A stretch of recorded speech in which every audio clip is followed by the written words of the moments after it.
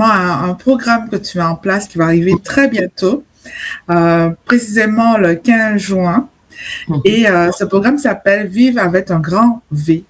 Mhm. Peux-tu nous donner plus d'explications sur le pourquoi de la création de celui-ci, de ce Mhm. programme?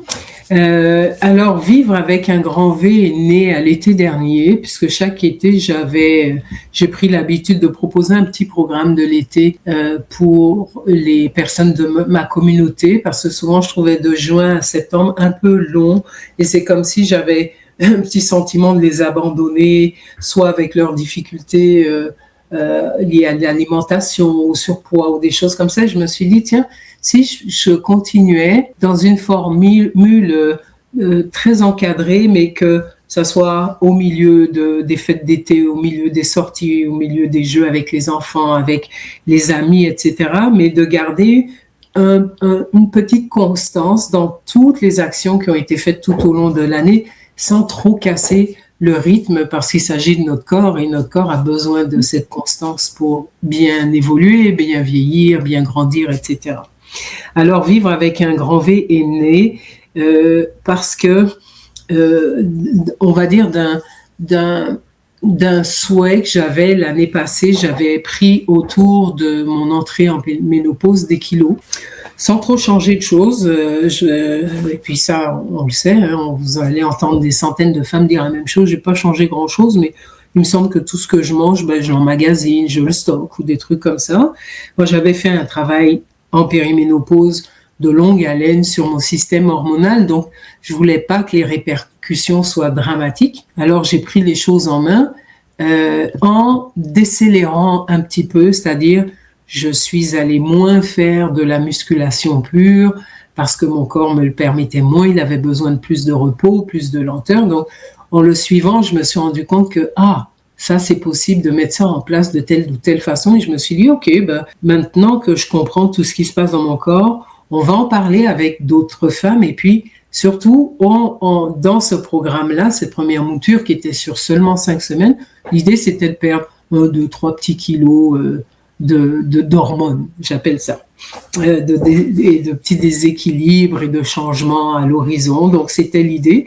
Et donc, on a regardé ensemble les habitudes de chaque personne. On a regardé les placards et on a photographié sur la plateforme tous les plats qu'on faisait le plus possible. Et puis, on expliquait qu'est-ce qu'on mange et pourquoi on met telle ou telle chose, telle association, pourquoi. On a parlé d'index glycémique, on a parlé de toutes les formes de diète qui existent sur plusieurs jours, puisqu'on n'est pas pressé. Là, on va commencer le 15 juin, donc lundi prochain, on va terminer avec une belle cérémonie le 19 septembre. Donc, on en aura 3 mois à coup de 2 rencontres en direct chaque semaine.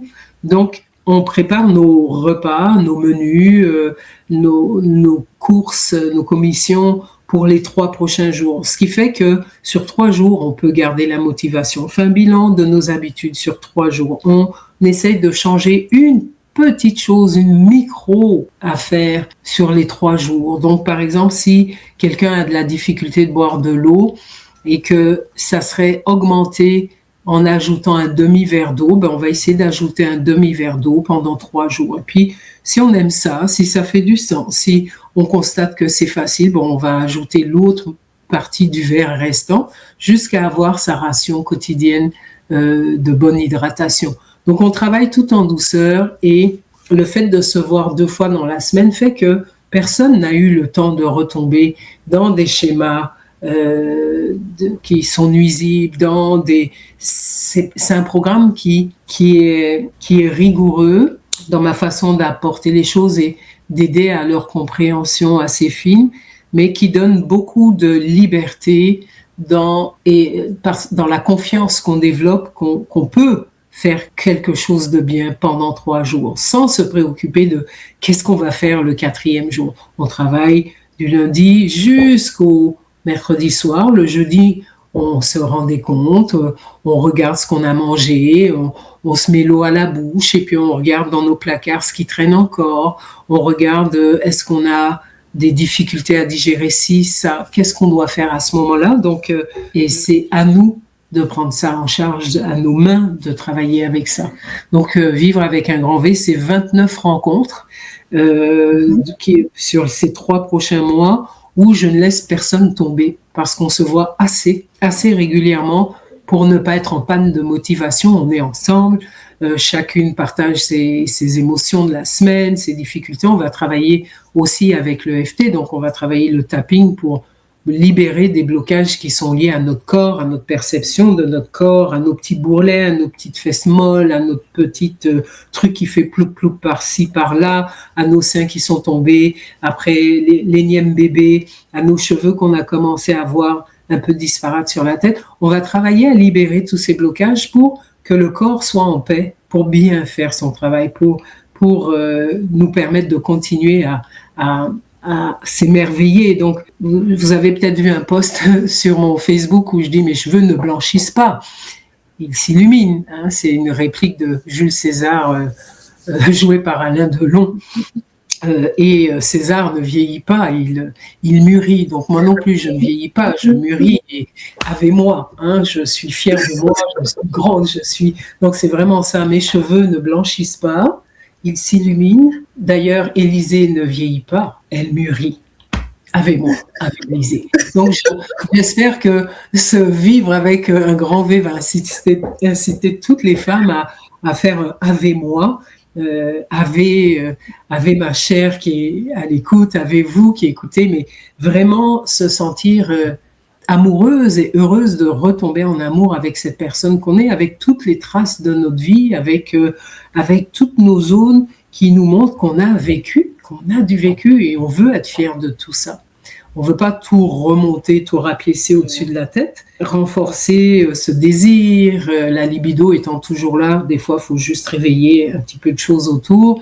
On va parler d'homéopathie, on va parler de phytothérapie, de plantes. En fait, tout ce que Dame Nature a mis à notre disposition et continue malgré tout à mettre à notre disposition. Donc c'est vraiment ça. Donc blocage de motivation, être bien dans son corps, on va bouger ensemble, on va parler de suppléments alimentaires, on va parler de la marche, on va parler de musculation. Je suis une passionnée de musculation et je sais que grâce à ce programme-là, je vais renouveler mon adhésion au gym parce que j'ai des choses à vous montrer puis que je veux être un bon exemple, même si je vais à mon yoga tous les jours, mais justement pour le petit mood d'ici, le petit mood de là, parfois il faut mettre un petit peu de poids à tout ça. Alors, c'est ça que j'ai envie de faire avec vous, donc renforcer nos connaissances, mais surtout que ça descende du livre, que ça sorte de la bibliothèque, que ça s'intègre pleinement dans notre corps, comprendre qu'est-ce qu'on fait dans l'action de manger, qu'est-ce qui se passe dans notre corps, apprendre à écouter ce corps. Donc on va partir d'un bilan, on va parler de nos objectifs, et puis une chose à la fois, un jour à la fois, une assiette après une assiette, de transformer notre état d'esprit et notre rapport à notre corps au quotidien, pour bien vivre ce corps, pour être doux avec lui, pour être bonne avec lui, pour être aimable avec ce corps, pour le rendre à son tour aimable. Voilà, vivre avec un grand V. T'adresses à qui? Et alors, quel changement tu souhaites justement par rapport aux personnes qui vont contribuer à participer? Je sais que... Oui, alors je dirais que ça s'adresse aux femmes. Les hommes, évidemment, ont les problèmes similaires. Ils ne sont pas abordés de la même façon, mais s'il y a des hommes avec nous, ils sont vraiment bienvenus.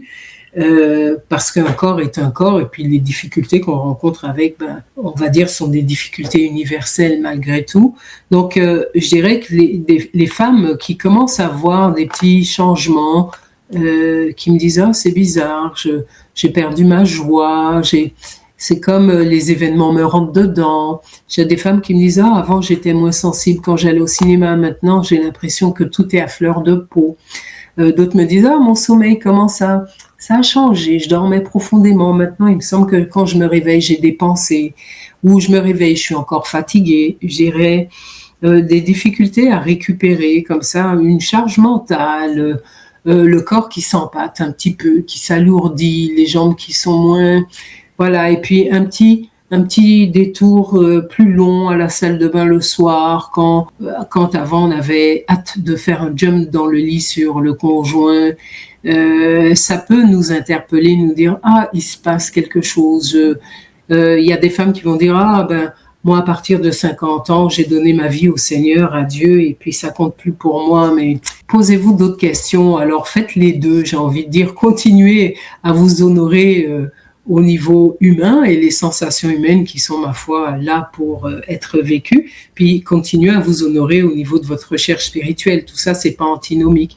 Donc, je m'adresse à ces personnes-là qui sont dans ces questionnements plus ou moins récents, ou dans une petite gêne aussi d'en parler, parce qu'il y a aussi ça. Donc, il y a beaucoup de choses qu'on ne dit pas aux médecins, il y a beaucoup de choses qu'on va partager entre femmes plus facilement aussi, et même avec des hommes, puisque j'ai déjà eu des séances où on travaille homme-femme à la clinique, et puis on est capable de parler d'avoir ou de l'envie qu'on a d'avoir une belle sexualité, de développer des bons moments de tendresse et plus si affinité avec notre bien-aimé. Donc, tout ça, tous ces aspects-là font partie de notre cheminement.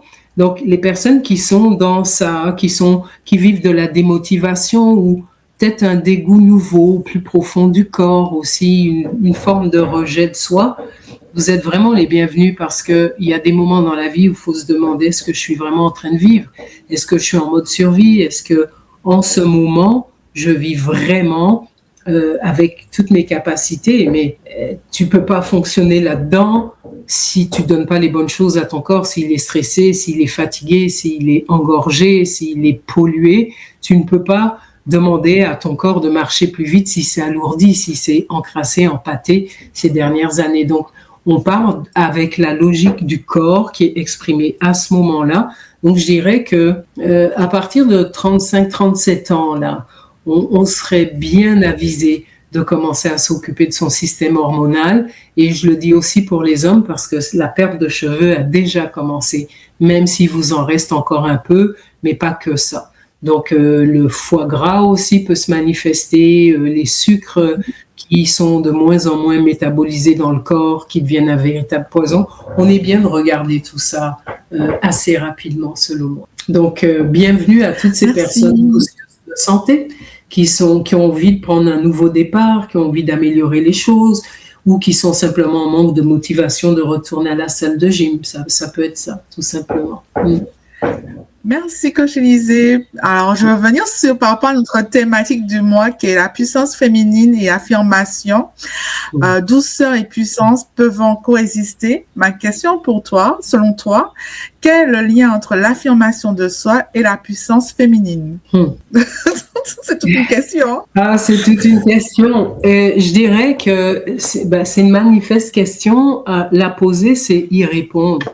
J'ai l'impression que c'est une des conditions sine qua non de la puissance féminine. C'est ce regard qu'on porte sur soi depuis des décennies, depuis des générations, qui va influencer, dans un sens ou dans l'autre, notre façon d'appréhender le monde, notre façon de nous positionner, notre façon de prendre action dans notre vie. Et il y a le retour aux sources s'impose de regarder depuis combien de temps on n'a pas pris le temps de se considérer, de s'accueillir, de s'accepter dans son entièreté, dans nos zones vulnérables, dans nos doutes, et puis nos zones un petit peu plus honteuses qu'on ne dévoile pas, qu'on cache. Et il y a aussi le fait que les réseaux sociaux à l'heure actuelle veulent nous montrer le beau, le surbeau, le super liché, filtré.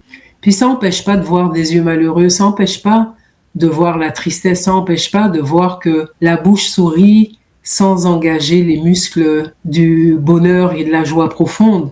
Ça n'empêche pas tout ça. Évidemment, il faut un petit peu d'observation et ne pas se laisser noyer, mais je crois qu'un retour en soi s'impose d'aller vérifier qu'on a vraiment, vraiment commencé un travail de fond sur ces blessures, commencer un travail de fond de prise de responsabilité pour ce qu'on a à vivre, pour les rencontres qu'on veut faire, pour les liens qu'on veut créer, pour les actions qu'on veut poser, mais c'est le moment. Il y a un moment très précis dans la vie d'une femme où, avant de s'avachir totalement et de retomber dans une forme de fatigue, de léthargie, de découragement, il y a un moment où il faut se poser vraiment cette question: est-ce que je suis encore en contact avec moi? Est-ce que je m'aime de la plus belle façon? Est-ce que je me considère être quelqu'un de bien? Est-ce que je fais de mon mieux avec qui je suis chaque jour, avec mes capacités du moment? Est-ce que j'ai tendance à me donner des coups de trick, des coups de bâton, des coups de pied? Est-ce que je suis capable de respecter mes limites, de couper court ou d'annuler quelque chose qui est en trop, ou de dire clairement la vérité? Écoute, je voulais y être, mais je ne le sens pas. Aujourd'hui, c'est pas ça pour moi. J'ai besoin de ce calme. Simplement être dans sa vérité. Je crois vraiment que poser cette question, c'est déjà y répondre. L'un ne va pas sans l'autre.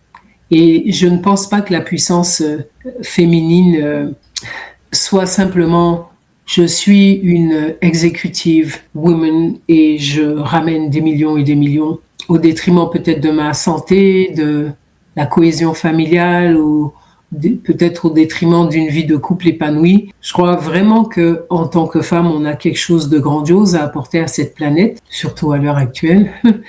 Mais ça veut dire qu'il faut bien se connaître. Ça veut dire qu'il faut avoir appris, puis c'est pas trop tard, à s'observer, à se tenir par la main, à s'épauler soi-même. Et puis entre nous aussi, la sororité, la solidarité féminine. Mais il est vraiment grand temps de revenir à cette estime, à reconsidérer cette belle valeur de soi qui fait le pilier de qui on est, qui fait notre solidité, qui nous permet ensuite d'être dans notre vraie puissance, mais une puissance sage, une puissance incarnée, une puissance qui n'est pas juste du blabla ou des promesses en l'air, une puissance d'action, mais d'action juste, et je dirais d'action dans notre féminité, qui est aussi teintée d'un peu de notre masculinité, mais qui est beaucoup notre féminité, notre puissance.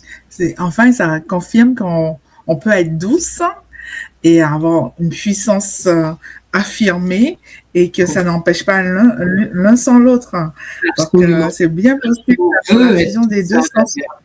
Et je crois que la vraie puissance, c'est vraiment ça, c'est cette alliance de douceur, de fermeté, de gentillesse, mais de poser ses limites. C'est aussi l'accueil de notre sensualité, de notre épanouissement physique, comme aussi l'accueil de nos zones de pudeur, de qu'est-ce que je choisis en toute sincérité de réserver peut-être à ce cercle d'amis, savoir qui on est en fait, et puis comment on a envie de donner ce qu'on a à donner, d'offrir ce qu'on a à offrir, de s'offrir soi pour être cohérente avec ce qui se passe à l'intérieur de nous. Donc oui, la douceur, la fermeté, le finir ses tâches, aller au bout de ses rêves, tout ça, ça nous appartient aussi.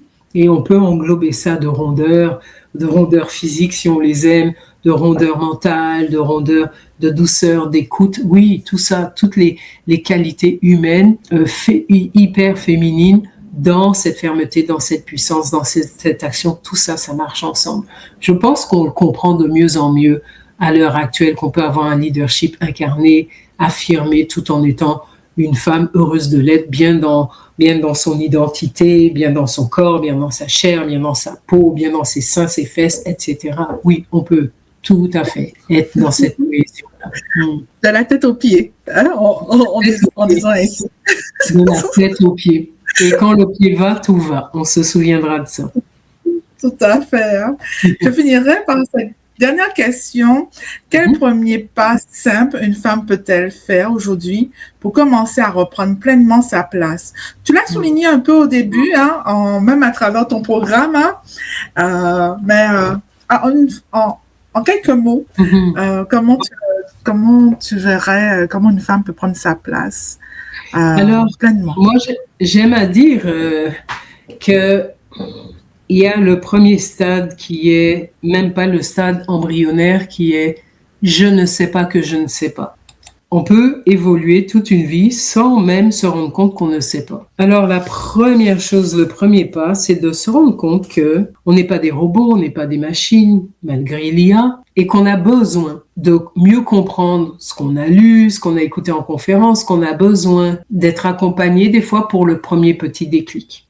Donc c'est de reconnaître que de nous seuls, de nous-mêmes, c'est plus laborieux, c'est plus contraignant, c'est moins le fun, c'est moins motivant à long terme. Oui, il y a peut-être des esprits comme ça qui sont tout seuls, qui font leur truc, je sais pas jusqu'où ils arrivent, sans communauté, sans aide, sans mentor, ça m'étonnerait, mais c'est déjà de se dire, tiens, une ouverture à la curiosité, un gros point d'interrogation, et si je m'étais trompé, et si ce que je pensais n'était pas vraiment ça, et si ça c'était une illusion, et si ça fonctionnait pas comme ça, et si ce qu'on m'avait toujours dit, malgré le fait que j'ai de piètres résultats, et si ce qu'on m'avait dit, c'était pas la bonne chose pour moi, et si je pouvais commencer. Donc je dirais c'est un et si d'ouverture, et si je ne savais pas, et si je devais apprendre ça, et si je pouvais expérimenter, et si je me donnais la chance d'essayer, voir si ça fonctionne, etc. Donc, je dirais que après avoir constaté qu'on ne sait pas tout et que des fois on ne sait rien, soyons humbles, plus on avance et moins on sait de choses finalement, c'est de se dire et si ce que je pensais, ce que je croyais n'était pas tout à fait ça. Peut-être qu'il y a d'autres avenues, d'autres façons d'autres réalités. Explorons. Et vivre avec un grand V, c'est pour explorer ça. Et si on se découvrait à travers ce programme, et si on était exactement le contraire de qui on a toujours pensé être, qui était plutôt une réalisation de nous, mais dans le regard, dans le prisme de nos parents, de nos éducateurs, de la société. Je sais pas. Et si? Merci, coach Élisée. Alors, pour te rejoindre, qu'est-ce que nous faisons ici? On veut prendre le programme. Alors, nous devons aller te retrouver. Alors, vous allez sur ma page Facebook, Élisée Daniel, soit ma page perso, soit ma page professionnelle. Vous allez trouver Élisée Daniel. Il y en a une, les autres, la plupart, c'est des garçons. Vous ne pouvez pas vous tromper. Il y a d'autres Élisée Daniel sur Instagram, mais je suis quand même unique, je pense, dans les filles qui sont Élisée Daniel sur Instagram. Donc, que ce soit Instagram ou sur Facebook, vous me laissez un petit message. Sinon, vous m'écrivez à coach @éliséedaniel.com. Élisée, comme c'est écrit là, pas d'accent, Lyssee, Daniel Daniel, prénom de garçon qui est mon nom de famille.com. Donc coach @éliséedaniel.com. Vous me laissez un petit message, vous me dites vous avez intérêt, et puis moi je vous envoie les informations, et puis on embarque dès lundi prochain. Il y a déjà des personnes inscrites à ce programme-là, et puis j'espère que ça séduira plus d'une de sentir que on peut retrouver un peu sa taille de guêpe, ses épaules fuselées, ses bras, ses jambes, sa fluidité, parce que l'alimentation va jouer beaucoup, et puis on va prendre le temps de dormir. C'est vraiment notre été à nous. Donc, vous me contactez par le téléphone, vous me contactez par Messenger, par WhatsApp. Vous allez me trouver si vous avez envie de faire ce programme. Et d'ailleurs, c'est très bien que vous fassiez la démarche pour les personnes qui sont intéressées, parce que ça me dira que vous êtes déjà dans le « et si ». Et si il y avait une solution là, et si je pouvais trouver quelque chose. Voilà.